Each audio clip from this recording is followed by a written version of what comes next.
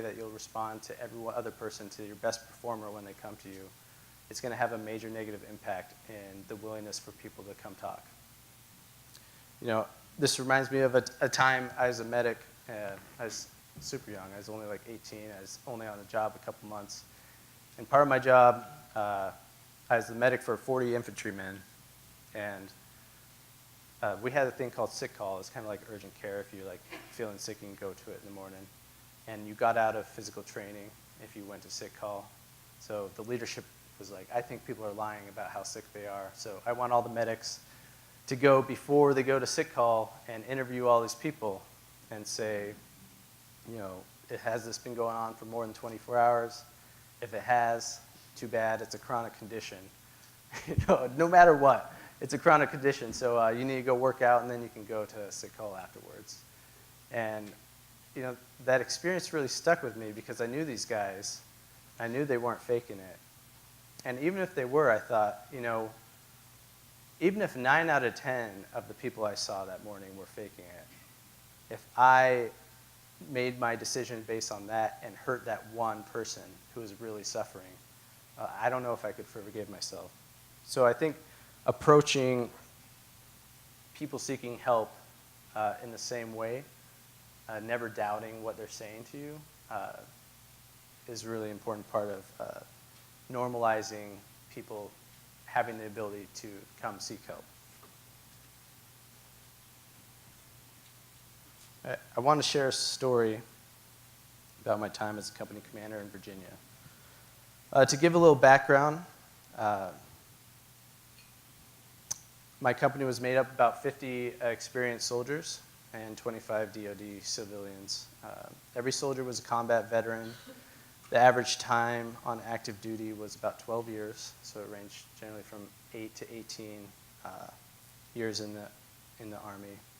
And when I took over, I'd estimate the prevalence of PTSD known to me to be about 20%.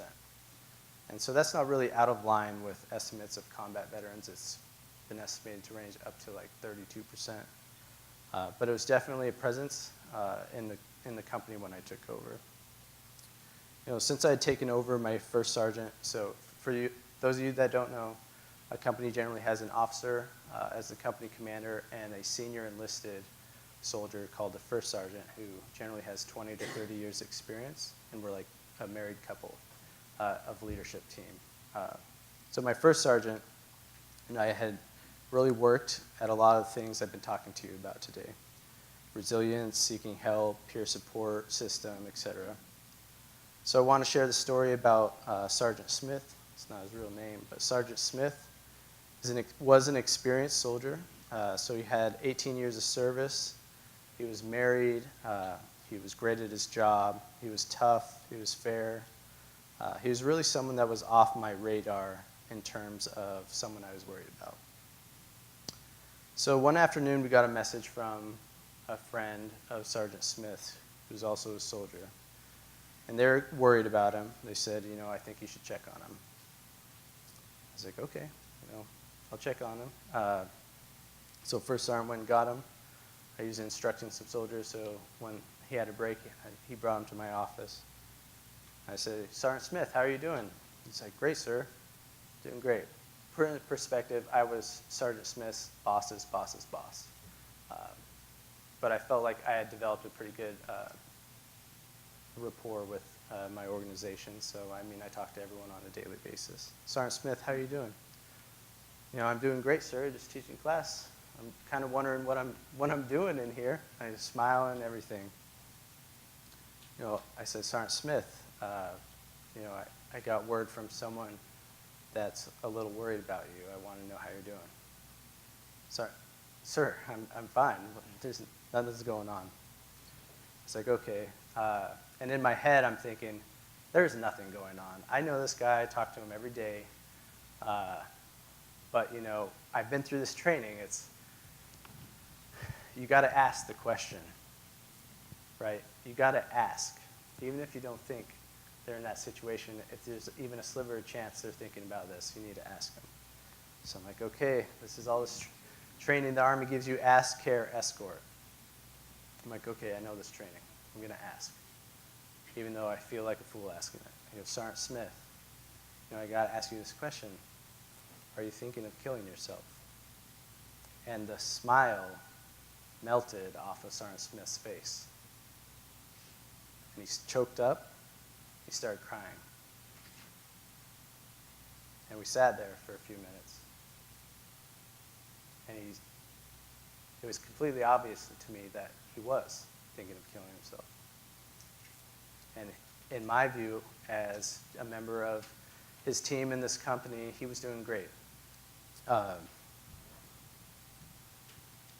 We didn't wait for that day for a crisis to figure out what we were going to do. He said, Sergeant Smith, we're here for you. We have a plan. So our plan, in general in the Army, you ask if they're planning on hurting themselves. You care for them, provide some compassion, and talk to them about what's going on, and then you escort them to the proper care. So first I offered Sergeant Smith, based off my experience with him, I said, Sergeant Smith, would you like to talk to a chaplain? He's like, yes, I would like to talk to a chaplain. I'm like, okay. So first Sergeant and I took him. He talked to the chaplain, who he'd been talking to, unbeknownst to me, for off and on for the past year. And then I took Sergeant Smith to our outpatient behavioral health clinic for a suicide safety check to make sure that there was no immediate risk to him. And put him in my car, because I drove with him everywhere we were going. And he said, thank you. And I tell you the story, one, because it's a happy ending. Sergeant Smith ended up getting the care he needed, coming back to work, and retiring at 20 years honorably. So that's a happy ending. But when this first happened, I felt like I had failed Sergeant Smith. How could I, as the company commander, as the leader, as someone that talks to the soldiers every day, miss someone on the verge of suicide? How does that happen? I felt terrible. I felt like a terrible leader. But I think, as I've had more time to think about it, that it's a happy ending, that it was made possible by the work of everyone in the company to develop a culture where people looked out for each other and were willing to say, I think this person needs help. To develop a culture where we had a plan for soldiers to get through diversity, and where mental health challenges weren't considered some kind of career-ending event or character flaw.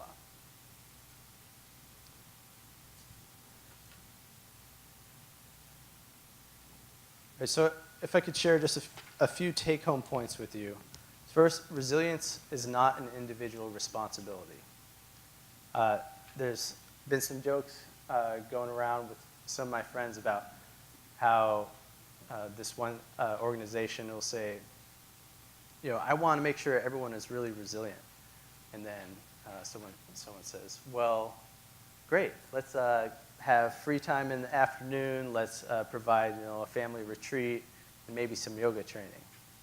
And they're like, no, just have them come in an hour early for some resilience training, right? You're like, no, it's on the person to do it themselves or to take extra time to do it. Set your organization up to succeed by fixing what you can and preparing for what you can't. So I've talked a lot about my experiences in the military, but I think this is extremely relevant for the EMS community. Bad calls are going to happen. It's part of the job that you guys are in, and it's tough. But, what can you fix as a leader in your organization to make the lives of your firefighters, EMTs, EMS personnel better? And for the things you can't fix, what is your plan to take care of them? What is your plan for critical incidents, for high stress calls, for when someone comes to you and says, I need help? The time to figure it out is not when that happens, it's before it happens. Third, don't wait for a crisis to figure out what you're going to do. All right, thank you. Again, my name is Neil Vigil. I am a third-year medical student and researcher. You'll hear me later today talking about our time with Golder Ranch. Here's my contact information if anyone needs to reach out. And I'll take any questions if you have them. Otherwise, thank you for listening. Any questions for Neil? I made a terrible omission. I meant to say this when I introduced Neil. Neil was